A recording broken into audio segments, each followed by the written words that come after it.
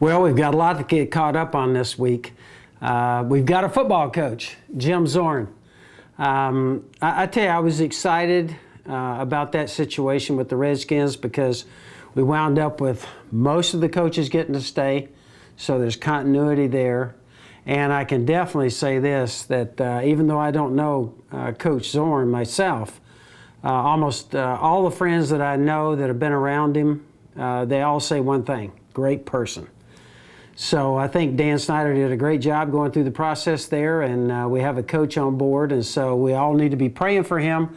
There's a lot of things I know that he's excited about diving into, and he's got a lot of work in front of him. But that's exciting. So we got that chapter in the Redskins all put to rest. I was going to share with you, though, it's kind of interesting in my life. I go from being the coach of the Redskins, and many of you over the last couple of years have kind of made that journey with me. And so you know all the trials and tribulations. So now I come over to racing.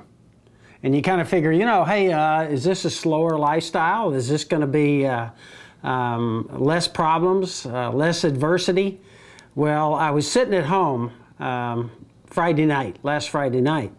It's about 9:30 at night. Pat and I are kind of watching a movie on downstairs in our little place where we get together to kind of watch movies.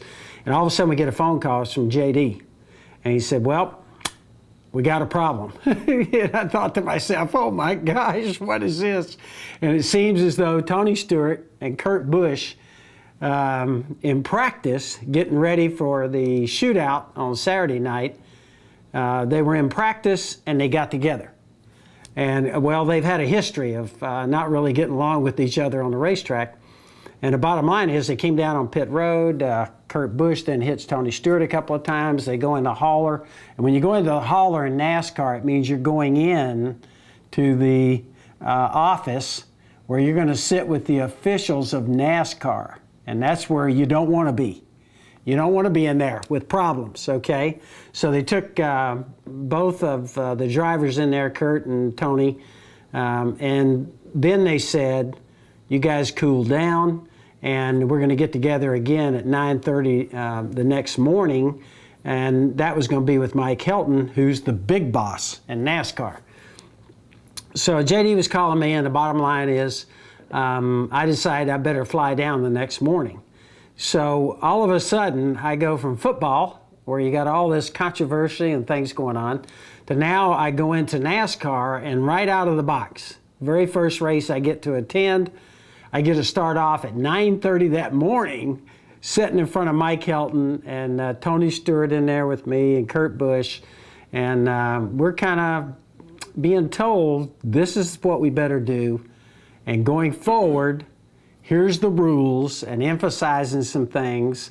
And it was kind of interesting. I'm sitting there kind of listening to what Mike was telling us had better happen going forward. And I stopped and thought about that. And I said, okay, now in life, I know most of you are in the same boat I'm in. It seems like when we go through life, it doesn't matter whether it's football or racing, we're going to do what? We're going to have adversity. And certainly I went from football right into adversity in racing. And Bob Dyer, our chaplain here with the race team, we have about 440 people working here on race cars. And we have a little Monday morning prayer session, and then this afternoon we're praying for a particular part of our motors coming up this weekend because we're really concerned about it on the big race, the Daytona 500. And Bob Dyer was kind of sharing with us a little bit out of the first chapter of James, and it hit me right there, right between the eyes. And I thought I might share this with you. And basically, in those verses there, in that first chapter, it'd be good for you to read, first chapter of James. It says this: consider it wholly joyful. Think about that, joyful. My brethren, whenever you are enveloped in or encounter trials. That's me. I was encountering a trial. It says, consider it joy. Because really and truly what it says here in this first chapter, if you read it, and this is the game plan for life, okay, it tells us everything we need to know about life, and it tells us right here in this first chapter, if we're going through difficulties and trials, here's what they do in our life. It proves our faith. It gives us endurance if we go through them the right way. It gives us a steadfastness, and it gives us patience. So isn't it great right here? First chapter of James, it tells me how I need to go through these trials. And of course, we want to be fully developed as individuals. We don't want to skip through these things. We want to go through trials the right way. Certainly, we want to develop endurance, steadfastness, and patience. And those are all things I want in my life. And then, of course, the other thing that it kind of says in that first chapter, when we're going through those things, we can pray, okay, for wisdom. Because what? God says He will give us wisdom. That's one of His promises. He'll give us wisdom. So certainly, as we go through these trials and temptations, I know I've gone from football to racing, but I can guarantee you this. As you guys keep track of me and in the racing world, we'll probably see that there's going to be a lot of adversity over here, and I'm going to find myself in a lot of trials. I'm sure many of you out there are probably going through many of the same things.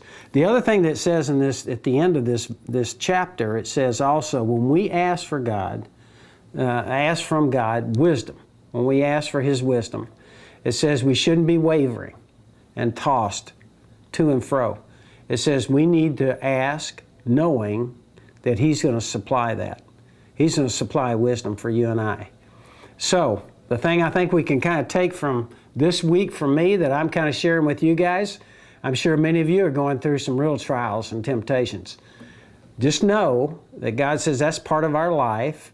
It's a valuable part of our life. And if we go through them the right way, we're going to develop from a Christian standpoint an attitude the way we should. So we shouldn't run from trials. We should know that they're going to be there, whatever world that we're walking in, me in the racing world now. I know they're going to be there. God, I'm just praying to You, help me go through them the right way so I can gain everything that I need to gain from this adversity. In closing, I'd say again to you, we'd love to get hooked up with you on joegibbsonline.com.